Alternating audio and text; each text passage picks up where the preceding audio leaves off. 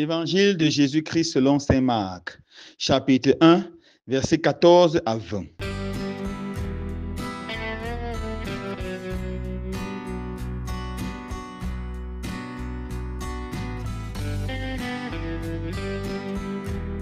Après l'arrestation de Jean, Jésus partit pour la Galilée proclamer l'évangile de Dieu.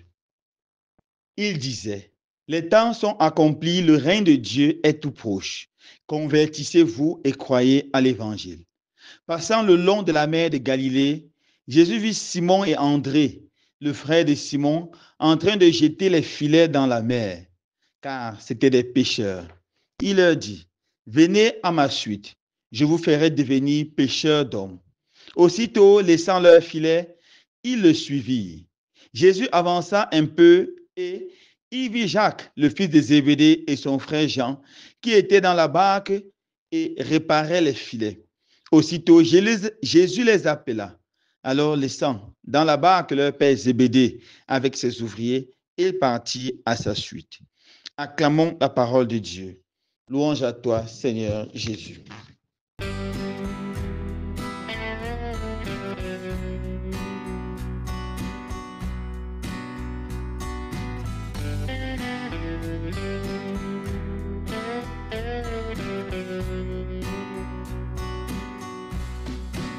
Frères et sœurs bien-aimés, avec la célébration du baptême de notre Seigneur Jésus, nous entrons de façon radicale dans le temps ordinaire.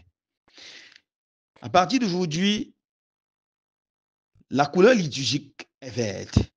Verte, c'est la couleur ordinaire, la couleur des arbres, la couleur des feuilles, la couleur de la nature. Le temps ordinaire n'est pas un temps de médiocrité, un temps où on doit arrêter de prier, un temps où on doit arrêter de chercher le Seigneur. Non, non, non. C'est un temps où on doit chercher notre Seigneur Jésus dans sa vie ordinaire, dans sa vie de chaque jour.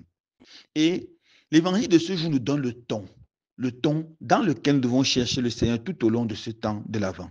Tout d'abord, on dit après l'arrestation de Jean, Jésus partit pour la Galilée proclamer l'évangile de Dieu. C'est quoi l'évangile de Dieu? Le mot évangile vient des deux mots grecs, et angélion. Veut dire bon, bonne, excellent, excellente. Angélion veut dire nouvelle. L'évangile, c'est la bonne nouvelle. La bonne nouvelle. Et le mot évangile que nous avons vient vraiment d'une culture gréco-romaine. Aux temps anciens, dans la Rome antique, on parlait de angélion lorsque la femme de l'empereur donnait naissance à un prince héritier, un garçon.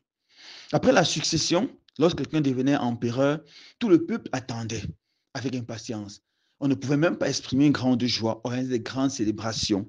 C'est quand la femme de l'empereur donnait naissance à un garçon, alors un monsieur qu'on appelle les crieurs venait à la place publique, commençait à crier Angélion, Angélion, Angélion. Et tout le monde accourait et dit bonne nouvelle, bonne nouvelle. La reine a donné naissance à un garçon, un prince héritier. C'était ça, Angélion, pour eux. Ensuite, dans la Septante, Angélion, c'est la bonne nouvelle de Dieu qui vient visiter son peuple.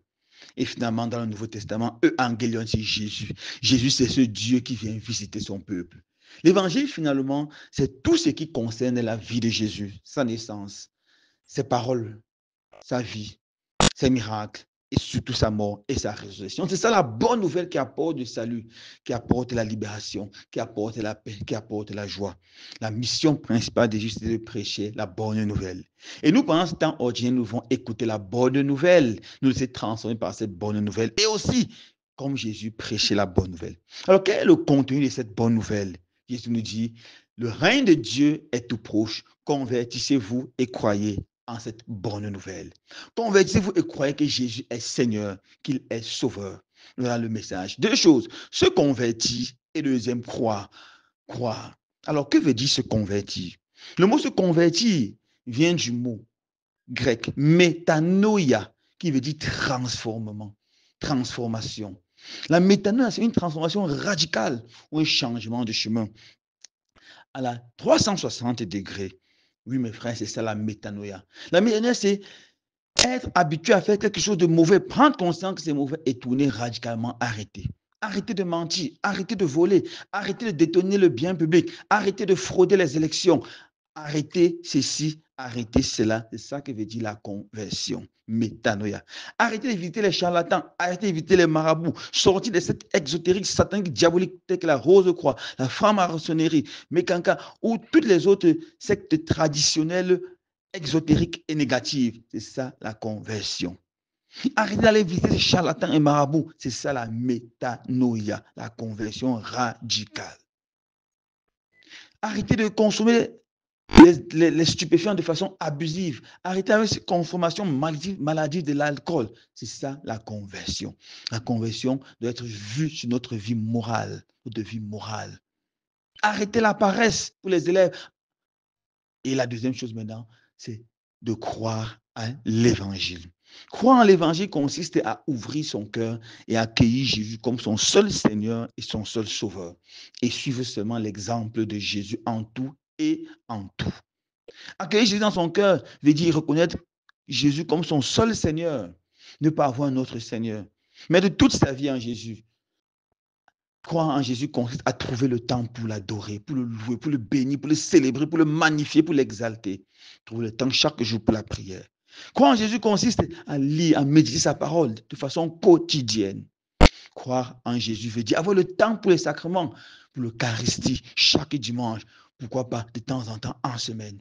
Croire en l'évangile consiste à avoir le temps pour les autres sacrements, c'est seulement la réconciliation, toujours se réconcilier avec Dieu. Croire en la bonne nouvelle consiste à arranger nos relations, non seulement avec Dieu, mais avec notre prochain, en pardonnant, en ouvrant l'humilité, demander pardon. C'est ça le résumé de l'évangile.